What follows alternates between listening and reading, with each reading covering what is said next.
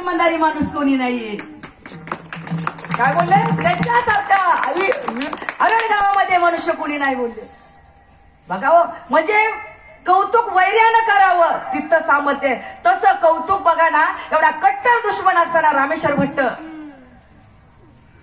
संत तुकारामाला शेवटी शरण आले ना. विठ्ठल विठ्ठल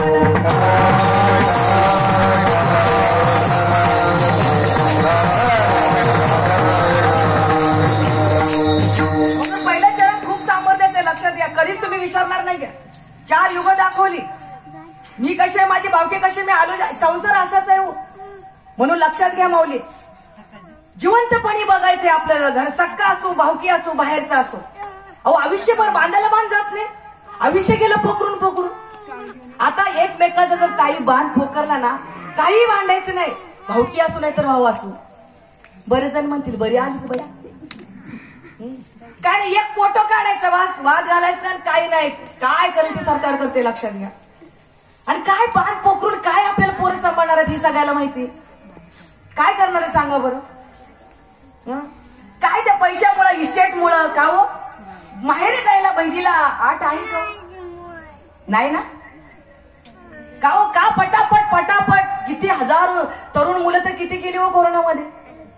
नातं राहिलंय का, प्रेम राहिलंय का, आपुलकी राहतंय, माय लेकीचं राहिलंय नातं का, सासूनाचं राहिलंय का, बहीण भावंडाचं राहिलंय का, काय एवढं कट्टर झालं.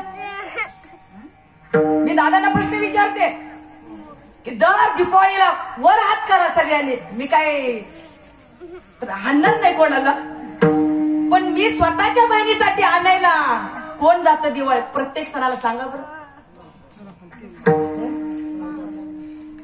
भाऊ किती जण जातात. अहो तुम्हाला 10,000चं बक्षीस देते अहो, पण 15,000चं देते अहो. बघा एवढं पैसे देऊन मी एक हात वर करते.